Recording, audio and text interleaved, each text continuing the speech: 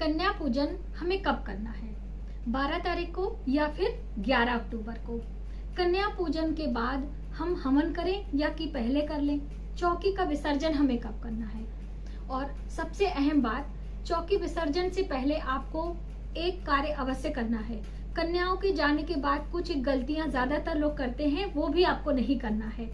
तो कन्या पूजन, चौकी विसर्जन और पारण से पहले हमें कुछ बातों का ध्यान रखना चाहिए, जिससे कि ये 9 दिन की, जो नवरात्रि के 9 दिनों में माता दुर्गा के 9 अलग अलग स्वरूपों की हमने पूजा की है, उपासना की है। आप व्रत केवल 2 दिन का किया है, 9 दिन का कर रहे हैं, इससे कोई मतलब नहीं है।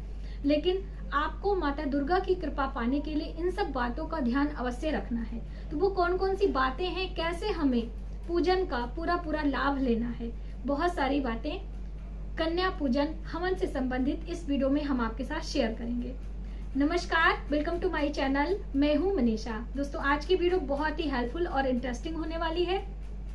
छोटी छोटी बातों का ध्यान रखते हुए हम माता महादुर्गा, माता महालक्ष्मी और माता सरस्वती की कृपा ले सकते हैं। रिद्धि सिद्धि के साथ भगवान गणेश को स्थिर रूप से विराजमान कर सकते हैं। माता लक्ष्मी भगवान विष्णु के साथ हमारे घर सदा के लिए निवास करेंगी, ऐसी प्रार्थना हम माता दुर्गा से अवश्य करेंगे।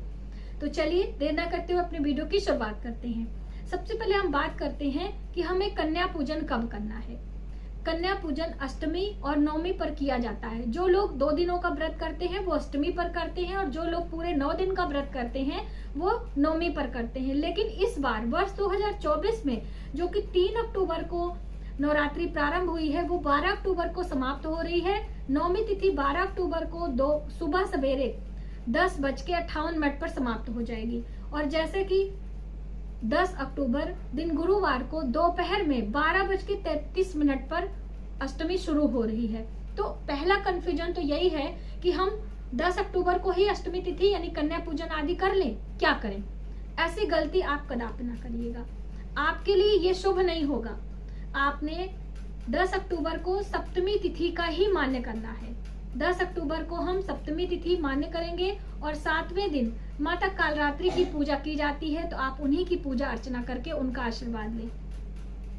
11 अक्टूबर को सुबह सवेरे से आपको अष्टमी मिल रही है, तो आप अष्टमी का मान्य करें, और दोपहर यानी 12:07 के बाद आपको नवमी मिल रही है, तो आप नवमी की पूजा करें।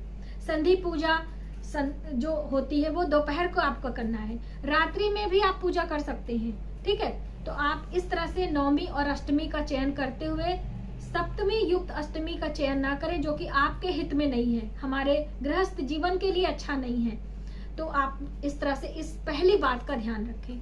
अब जिनके यहाँ कुल देवी की पूजा, जिनके यहाँ कड़ाही पूजा अष्टमी में होती है, वो 11 तारीख को दिन में 12 बजे से पहले कर लें। जिनके यहाँ नवमी में होता है वो 12 बजे के बाद कर लें, 11 अक्टूबर दिन शुक्रवार को। आपके घर में माता महागौरी की पूजा में श्रृंगार की सामग्री या पंडाल में जो चढ़ाया जाता है वो आपको 11 अक्टूबर को ही चढ़ाना है। दिन कितना शुभ मिल रहा है, शुक्रवार का दिन, माता महालक्ष्मी का दिन मिल रहा है। आपको श्रीफल आदि भेंट करना है, वो आप भेंट कर लीजिए। सभी जानकारी डिटेल में चैनल पर है, तो वो आप देख सकते हो। खोइछा जो भरा जाता है माता महालक्ष्मी की महादुर्गा की विदाई में, तो आपको विदाई से पहले यानी कि आप नवमी तिथि में करें, तो 11 अक्टूबर को 12 बजे की बात कर सकते हैं, या फिर सुबह सवेरे नवमी में 12 अक्टूबर को करेंगे। अब कई लोग का ये प्रश्न है कि हम रात्रि में कलश विसर्जन वगैरह जो होता है वो कर लें क्या, जब हम अपना हवन कर लेते हैं। तो पहली बात, नियम से तो नहीं किया जाता है। रात्रि में कभी भी चौकी का विसर्जन आदि नहीं करते हैं, दिन में किया जाता है सूर्य रहते। आप कन्या पूजन हवन आदि कर लें। पारण आपको 12 तारीख को करना है 10:59 पर यानी 11 बजे। तो पारण के बाद चौकी विसर्जन 10वीं तिथि में करें। अगर आपने आज कई वर्षों से आपके कुल परंपरा पे यही नियम है, तो वही नियम आप कर लीजिए, है ना। तो नियम की बात हम आपको बता रहे हैं, वो आप समझे। अगर आपको अपना परिवार परंपरा लेकर चलना है, तो आप अपने परिवार की मानकर आपको इस तरह से करना है, ठीक। ये चीजें आपकी क्लियर हो गई। अब आइए जानते हैं कन्या पूजन कैसे करना है। तो कन्या चाहे अष्टमी पे करें या नवमी पर करें, इसी नियम का ध्यान में रखना है। कन्याओं को एक दिन पहले आपको बुलाना है। 9 कन्या 1 बटुक यानी कि 1 बालक को बुलाना होता है, और सभी को अपने घर में आसन देकर बिठाना है, पूरब मुख या पश्चिम मुखी होकर, उत्तर मुखी, दक्षिण दिशा की तरफ मुख न रखें उनका भोजन करते समय। और सबका पैर धुलाएं, आसन दें, हल्दी कुमकुम का तिलक करें, अक्षत पुष्प चढ़ाएं, पैरों में महावर आलता लगाएं और फिर उन्हें भोजन में क्या दें। जैसे कि चने के लिए प्रसाद में बहनों ने पूछा था कि दीदी हम नमक डालेंगे कि नहीं, तो बिल्कुल भी आपको नमक नहीं डालना है। नमक का प्रसाद हम कन्याओं को दे सकते हैं, ऐसा नहीं है कि नहीं देंगे, लेकिन पहले भोजन में मीठा यानी हलवा पूरी या खीर पूरी आप दे दें। कई बहनों का ये सवाल था कि दीदी हम खीर पूरी दें कि हलवा पूरी, तो जो आपके घर बनता है वो आप बना दें, मीठा होना चाहिए। आप देखिए मीठा बच्चे खाते नहीं है, इतना इतना खा के चूम चूम के रख देते हैं, तो आप पहले प्रसाद दे दें, फिर आपने जो कढ़ी चावल सब्जी बनाया है वो आप दे सकते हैं। बहुत सारे लोगों के यहाँ सारी चीजें बनती हैं तो आप वो भी दे सकते हैं, लहसुन प्याज का इस्तेमाल ना करें, ठीक है। इस तरह से करके कन्याओं को कुछ प्रसाद फल मिठाई देकर हम विदा करेंगे। कुछ श्रृंगार की सामग्री, पढ़ने लिखने की सामग्री यदि आप लाए हैं उसे भी उपहार में दे दें, दक्षिणा अवश्य दें। इन सब के बाद आपको सबको प्रणाम करना है, तो प्रणाम करने की विधि इस तरह से हाथों को क्रॉस करके पैरों को पड़ना है और उसके बाद सभी देवियों को अगले वर्ष आने का निमंत्रण देना है। ये एक प्रकार का उपाय है, आपके घर माता दुर्गा की कृपा, माता महालक्ष्मी की कृपा बनी रहे, इसलिए आपको आमंत्रण देना है। ये आप समझ गए। कन्याएं चाहे 3 मिले, 2 मिले, 5 मिले, अब जितनी मिल जाए उतनी ही खिला ले। ना मिलने पर हम क्या करें, बहुत सारे ऐसे मेट्रो सिटीज हैं जिनमें कन्याएं नहीं मिलती हैं। ऐसे में आपको एक थाली में 9 कन्याओं के हिसाब से 2-2 पूरियां जोड़े के हिसाब से लगाना है, हलवा रखना है, चना रखना है, कुछ दक्षिणा रखकर आपको माता 9 दुर्गा के सामने उसे रखकर प्रणाम प्रार्थना क्षमा करते हुए भोग निवेदन करें कि हे दुर्गा, आपके सभी 9 स्वरूपों को हम कन्या मानकर आपका पूजन करना चाहते हैं, आप इस भोग को ग्रहण करें। और उन्हें जल घुमाकर प्रणाम करें और अपने उस भोग को दें। उसके बाद उसको उठाकर गौशाला में दान कराएं और वो दक्षिणा गौशाला में दे दें। इस तरह से कन्या भोजन का आपको लाभ मिलेगा, क्योंकि गौ माता में 33 कोटि देवी देवताओं का वास होता है, ठीक है। तो आपने ये कार्य अवश्य करना है। अब हम पारण कब करें, पारण की विधियां क्या होती हैं, ये भी कई लोगों ने पूछा था। तो देखिए पारण आपको 12 तारीख को करना है, 11 बजे आप पारण करेंगे। और ऐसा नहीं कि चौकी विसर्जन के बाद ही पारण करें, 9वीं तिथि समाप्त और 10वीं की शुरुआत में ही हमें पारण करना होता है। 9वीं तिथि 12 अक्टूबर को 10:58 पे समाप्त हो रही है, तो आप 10:60 यानी 11 बजे पारण आप कर लीजिए। फिर चौकी का विसर्जन आप सूर्यास्त से पहले कर लीजिएगा। चौकी विसर्जन की एक विधि होती है जो कि हमारे चैनल पर है, आने वाले समय में हम आपको जरूर बताएंगे। और वैसे भी मैंने लाइव चैट में आपको बताया था, तो आप वो वीडियो अगर देखना चाहते हैं तो देख लीजिए, वरना वेट कर लीजिए। मैं आपको चौकी विसर्जन प्रैक्टिकली आपको जरूर करके दिखाने वाली हूँ, ठीक है। और ये भी था कि पारण में पहले क्या खाएं, तो देखिए पारण में आपको पहले भगवान जी को, माता जी को जो आपने भोग हलवा पूरी का लगाया है वही आप खाइए, वही आपके लिए हित में है।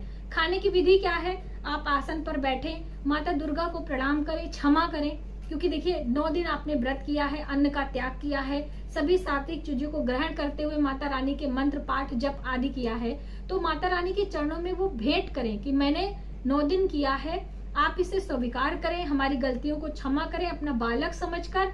हे जगदम्बिका, हे परमेश्वरी, आप हमें अपना बालक समझें और हमारी कम या अधिक जो भी पूजा हमने बुद्धिभ्रंत होने के कारण की है वो आप इसे स्वीकार करें। और हमारी मनोकामना, अपनी मनोकामना बोलना बहुत जरूरी है दोस्तों, तो आप उन्हें बोलें। उसके बाद आप अपना पारण करें। पारण में लहसुन प्याज की चीजें ना खाएं, बाद में 6 घंटे 8 घंटे बाद आप खा सकते हैं, लेकिन तुरंत ना खाएं। और फिर चौकी विसर्जन आप कर सकते हैं। अगर आपने अखंड दीप लगाया है तो देखें कि आपका घी और तेल आपका कितना है, वो शांत हो जाए फिर आप करें। अगर बहुत ज्यादा घी तेल आपने डाल दिया है तो फिर आप अखंड दीप 9वीं तक ही होता है, तो 9वीं तक आप करके उसको अलग हटा दें, चौकी हटा दें, क्योंकि जब तक दीप जलता है चौकी हमें नहीं हटाना चाहिए, ये भी हमें ध्यान में रखना है। तो बस छोटी छोटी बातों का हमें ध्यान रखते हुए ये सभी कार्य करना है। अब चलते चलते हम आपको ये पहले ही बता दें कि क्या गलतियां नहीं करनी है, जिससे कि आपके पूरे 9 दिन का व्रत फल आपको ही मिले। कन्या भोज के बाद जमीन में झाड़ू पोछा नहीं करना है। पोछा आप कर सकते हो, यानी झाड़ू से जो जूठा वगैरह लगा रहता है, बहुत सारे लोग झाड़ू लगा देते, ऐसा ना करिएगा। कन्याओं के जाने के बाद, मेहमानों के जाने के बाद, चौकी विसर्जन के बाद कभी भी झाड़ू नहीं लगाया जाता। ये अशुभ दिनों में लगाते हैं झाड़ू, है ना। तो इसलिए ये कार्य आप ना करें। वहां की शुभता, वहां की ऑरा को लेने के लिए आपको कपड़े से साफ करके, मान लीजिए आपका एक ही कमरा है, वहीं पर आपको सोना बैठना है, तो कपड़े से साफ करके गीले कपड़े से आपको पोंछ लेना है, ठीक है। ये कन्याओं के जाने के बाद और चौकी विसर्जन के बाद भी यही चीजें करके एक छोटा सा दीप संध्या के बाद आपको लगाना है। सूर्यास्त के बाद एक दीप लगा दीजिए, तो वहां के ऑरा, वहां का जो सकारात्मक ऊर्जा है वो प्रकाश के रूप में आपके घर में सदा के लिए विराजमान रहता है। इस तरह से आपको चौकी विसर्जन के बाद ध्यान रखना है। आप दिन में कहीं भी जाएं आए कोई प्रॉब्लम नहीं है। जैसे कि बहुत सारी बहनें कह रही थी कि मैम हम विसर्जन के बाद भी अपने घर को छोड़कर कहीं नहीं जा सकते हैं, हमें रिलेशन में जाना है या कहीं जागरण हो रहा है वहां जाना, तो बिल्कुल आप जा सकते हैं, कोई प्रतिबंध नहीं। तो इस तरह से आप विधि विधान से यदि माता दुर्गा की पूजा अर्चना करके माता से क्षमा प्रार्थना मांगते हुए कन्या पूजन, हवन, विसर्जन आदि करते हैं, तो अवश्य ही आपके घर में माता लक्ष्मी, माता दुर्गा, माता सरस्वती की कृपा बनी रहती है और आपके घर में सुख समृद्धि आती है।